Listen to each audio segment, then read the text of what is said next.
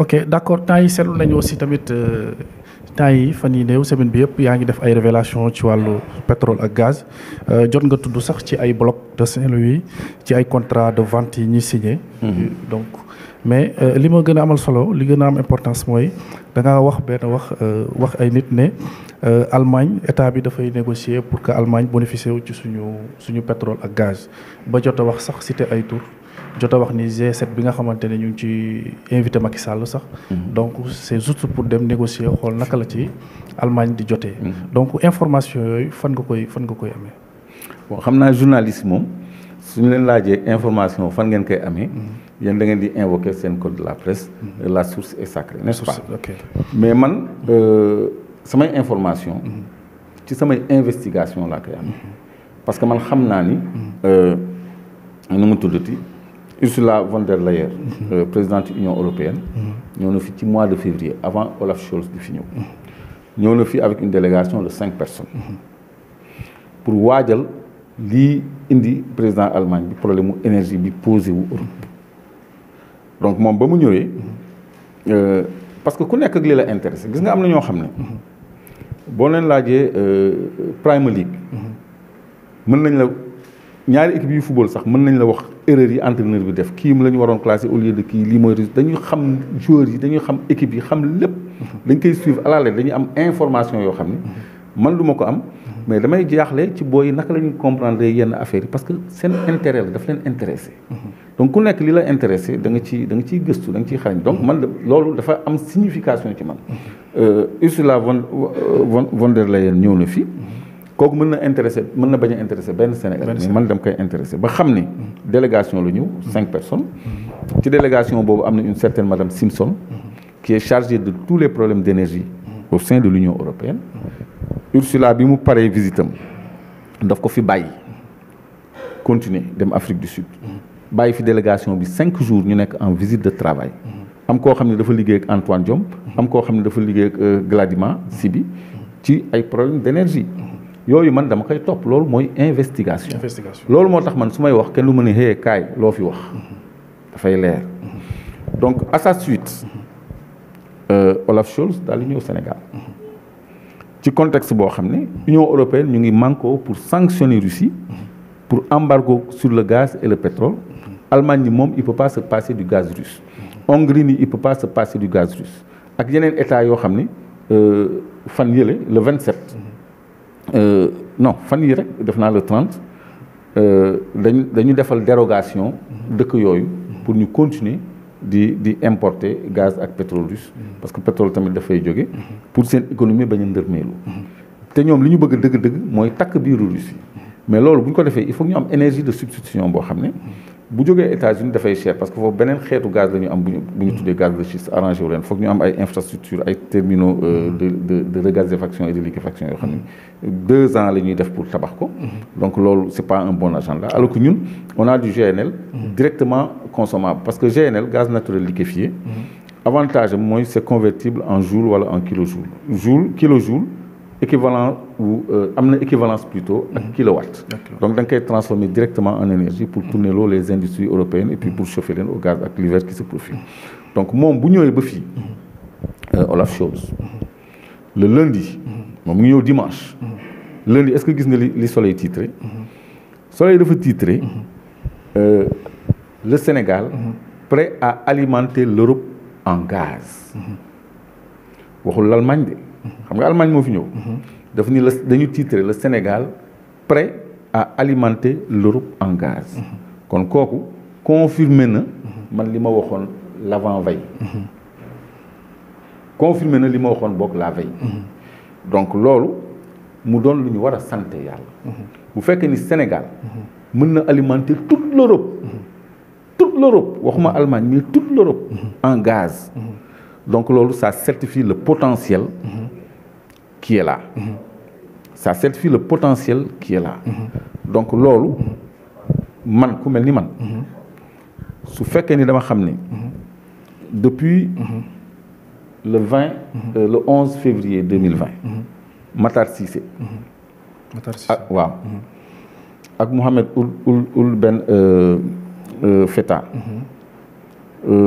Abdel Fattah bu Mauritanie signé nañu benn SPA. SPA mooy Sale and Purchase Agreement maanaam contrat de vente et d'achat sur le gaz. te contrat de vente et d'achat boo gis vente mooy jaay da ngay bind njëkk li ñaata la ñu jaayee bind nañ ko ci contrat ba ban volume la ñuy jaay bind nañ ko ci contrat ba bloc Saint-Louis 14 millions et demi de mètres cubes moo fay génn par jour durée contrat ba mu ngi ci mais loolu dañ ko war a publier am na ITIE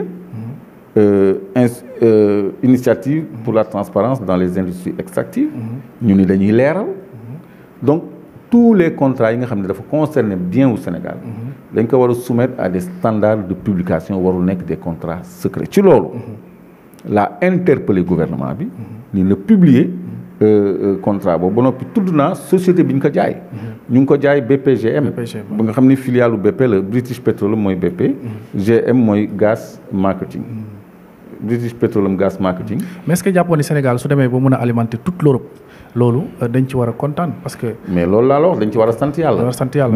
mais bu fekkee ni yow depuis 2020. jaay nga te yow ñuy xamoo jaay nañu. ma Samba ak ma Demba xamuñu Sénégal jaay nañu. depuis 2020 jaay nañu.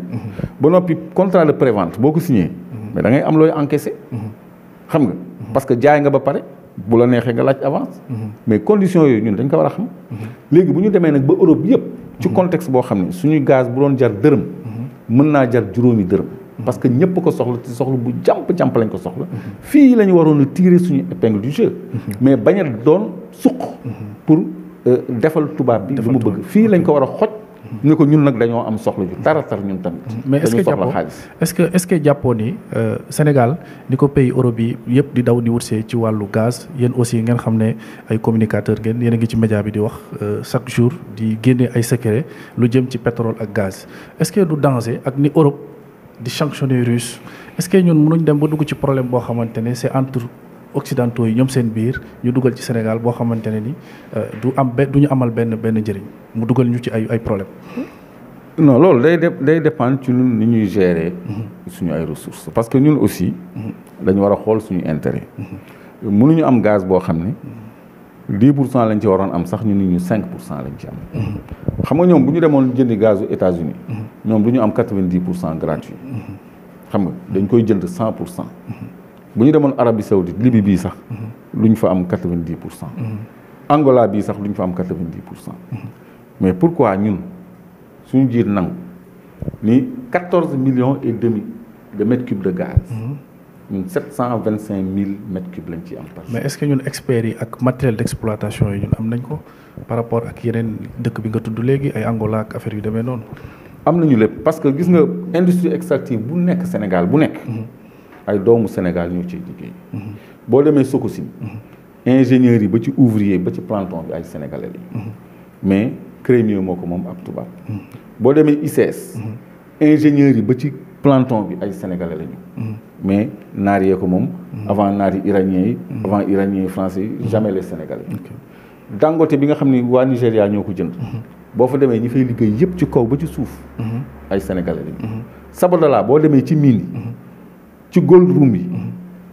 ci monitoring salle monitoring yi. ay kàngamu sénégalais nga fay fekk. ñoom ñooy liggéey bi donc on a l'expertise mais amuñu souveraineté. moo tax may poser problème mu souveraineté. pour saafara ci problème parce que moom moo jël gazu Saint-Louis boobu. bi mu faloo 3 avril la prêter serment. mai juin 19 juin. mu signé ñaari décret. 2012 596. ak 2012 597. jox bloc yooyu. Aliou Sall ak Franck Timis. ñooñu ñoo ko jaay tey Cosmos ak BP bi nga xam ne. ñoom ñoo am 90% yi. ñun ñu seetloog Mauritanie suñu 10%. donc loolu. nga xam ni mooy alalu Sénégal bi gën a rëy. dafa ñëw rek. jox ko rakk ji ak Franck Timis. kon kooku. naka laay sàkkoo ci moom solution. te mu xam lépp. rawatina nag mu def institut de pétrole et du gaz. bi nekk France moom du profane. xam nga président Mauritanie sax. moom jàngul pétrole ak gaz. mais ñun suñu président. mais loolu mooy spécialité am. donc tey bu ñëwee def loolu. ñoom li ñuy def xam nañ ko.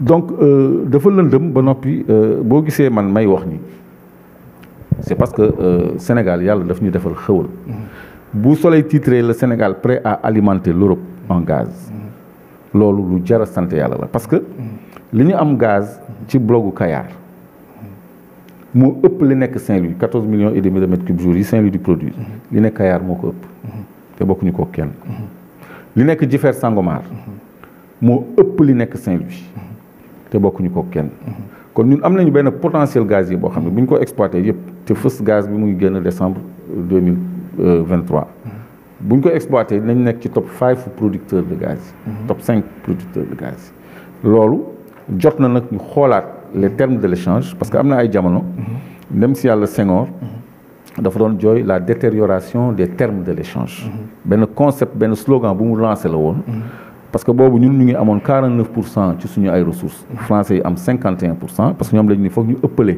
pour présider conseil d'administration parce que ñoom ñooy investir ñu nangul leen ko ñu dem ba gis feeru Sénégal oriental bi nga xam ne ba léegi kenn exploité ko ndax ay affaires te ñu ngi ci lekk ay milliards BRGM bi nga xam ne ci France la dépendre ni léegi France day am 65% Sénégal am 35%. Senghor loolu la doon jooy nan la détérioration des termes de l'échange Abdou Diouf ñëw yóbbu ko 10%. Abdoulaye Wade ñëw bàyyi ko fa Macky Sall ñëw bàyyi ko fa léegi nag ñun dañoo bëgg sénégalais boo xam ne day défendre intérêt Sénégal parce que loolu du intérêt Sénégal ñu revaloriser les termes de l'échange de façon à les équilibrer ba nga xam ni Sénégal gis ci boppam te régime d'exonération fiscale yi ñuy accorder les industries extractives ñu dindi ko parce que Côte d'Ivoire depuis 2010 la supprimer exonération yu jëm ci industrie extractive parce que loolu ay milliards ñun dañuy dem di leb tout le temps ay eurobond ay groupe consultatif de Paris ay emprunt obligataire ay banque mondiale ay banque africaine de développement ay fonds islamique fu nekk ñu ngi fay leb xaalis te ñun ñu ngi toog ci ay ressources yoo xam ne mais buñ ko valoriser mais dañ ciy am levier bu ñu financer suñu ay développement pourquoi ñun duñu moom pourquoi ñun ñu war a nangu ay sénégalais di ñu la pourquoi ngeen di kaas ñuy nangu ñuy am 10% ci suñu ressources yëpp du yoon Sococim 48 la commencé defar ciment 10% ñu ci amoon jaay nañ ko 0% lañ ci am léegi est-ce que xam nga loolu information Sococim Sénégal 0% lañ ci am léegi c'est consigné dans les rapports de l'ITIE Institut pour la transparence dans les industries extractives léegi Rufisque ban développement la am depuis 1948 ciment bi ñu tabaxee Sénégal yëpp fa la jógee grisaille rek moo fa am pënd rek moo fa am ak mbalit ak canal yu bouché ak yooyu tout ça Rufisque bénéficié wul ci usine bi nekk foofu ci Mboro ñu ngi fay ICS depuis kañ alal bu weex tàll mu ngi fay génn mais Mboro ils ont tous les problèmes ndox bu baax sax amuñu ko Tambacounda la fay génn ci ay ton or ak Kédougou mais dafa bëri mais village yooyu amuñu dara nañu meloon ca jamonoy seen maam la ñu mel ba léegi donc loolu la ñuy jooytu pour li ñu am mu jëm ci suñu développement ñu gis ci suñu bopp et non ñu ni 90% bi tubaab bee ko moom loolu ku koy xeex ñëpp a ko war a jàppale mais kenn waru ko ci diingat parce que loolu mooy moom sa bopp mooy moom sa réew